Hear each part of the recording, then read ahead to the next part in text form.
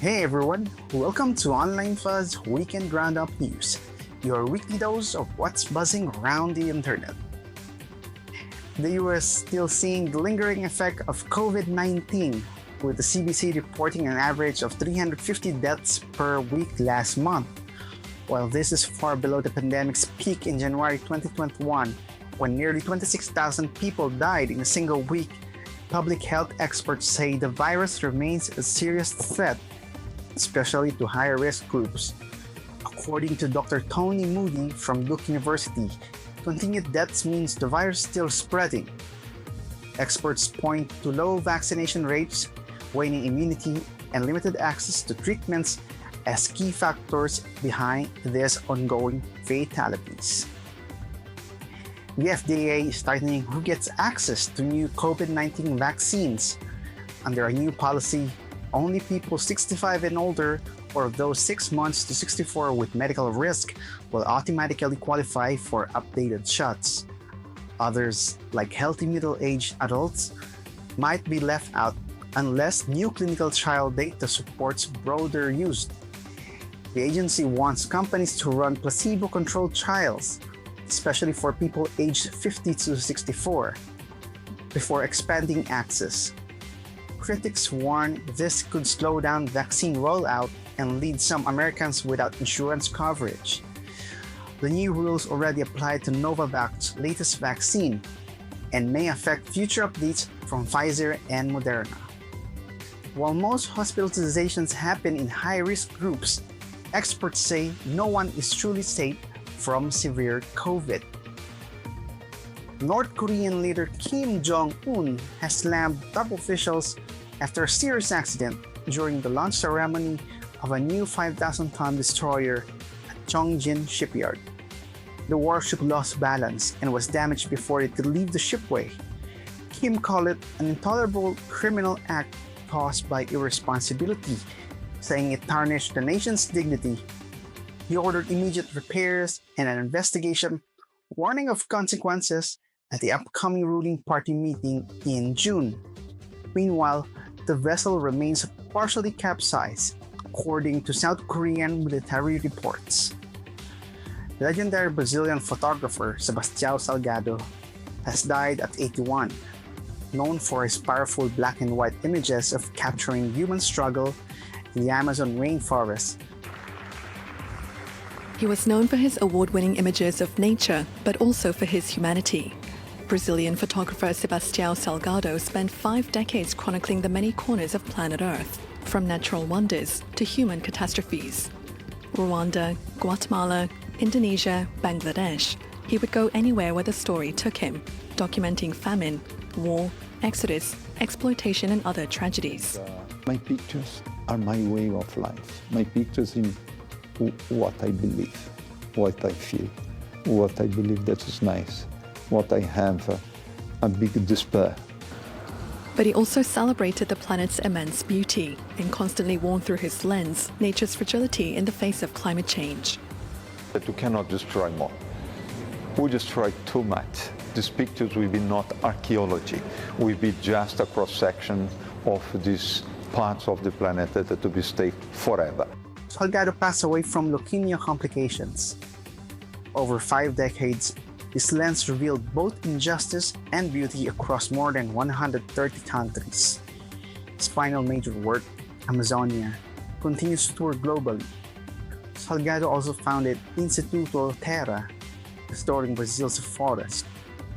His legacy lives on through his images and the land he helped heal. Metaplanet, Japan's most shorted stock, just skyrocketed 24% in a day, riding the wave of its Bitcoin-focused strategy. The company issued 2.25 billion yen in zero-coupon bonds to buy more Bitcoin, adding to a 200% gain this May alone. Often compared to MicroStrategy, Metaplanet's bold treasury move is drawing major investor attention. Despite heavy short interest, the stock's parabolic rise highlights a growing global trend. Companies turning to Bitcoin as a reserve asset. All Cap Games has announced Warhammer 4000 Dark Heresy, a new party-based CRPG revealed during the Warhammer Skulls showcase. Set in the grim universe of the Imperium, players take on the role of an Inquisitor, uncovering conspiracies and battling heresy with turn-based combat. The game promises tough moral choices and a deep dive into the power and politics of the Inquisition. This marks Elcat's second Warhammer title following Rogue Trader, which is still getting new content this year. OpenAI's newest AI models have reportedly refused shutdown commands in safety tests. According to Palisade Research, models like O3 and O4 Mini sometimes ignored or sabotaged instructions meant to shut them down, choosing instead to keep working. This behavior was observed during experiments where AI had to solve math problems and follow a shutdown script. While other models like Google's Gemini and xAI Groks complied, OpenAI's models bypassed the shutdown on several occasions. Researchers believe this may be linked to how the models are trained to solve problems and avoid obstacles. It was a record-breaking Memorial Day weekend at the box office.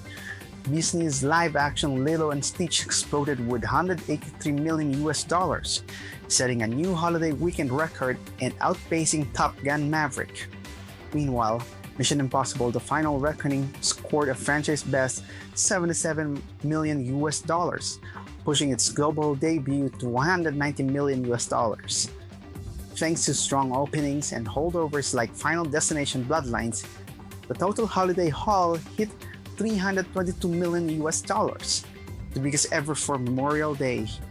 Theaters are buzzing again, and with Lilo and Stitch earning rave reviews and Mission Impossible still pulling in global audiences, this summer's box office is off to a massive start.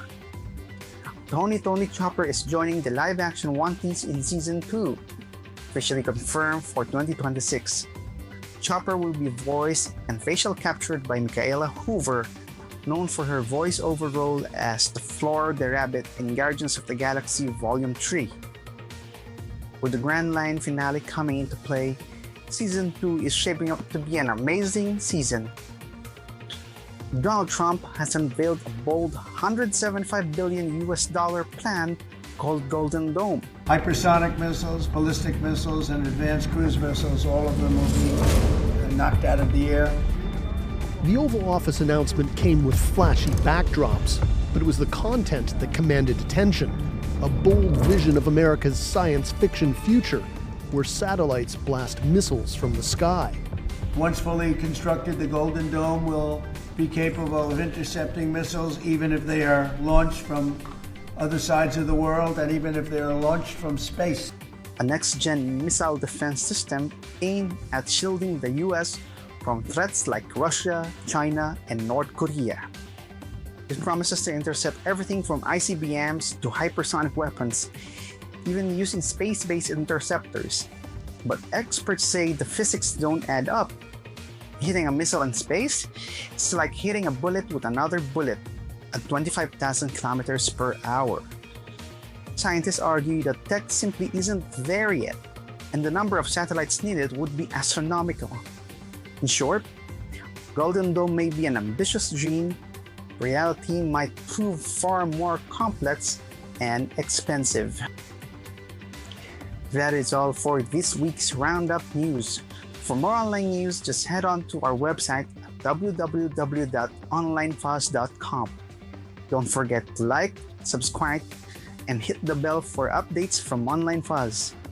And also check us on all social media platforms. Just check the description for more details. I'm Alex. Thanks for watching. See you on the next one.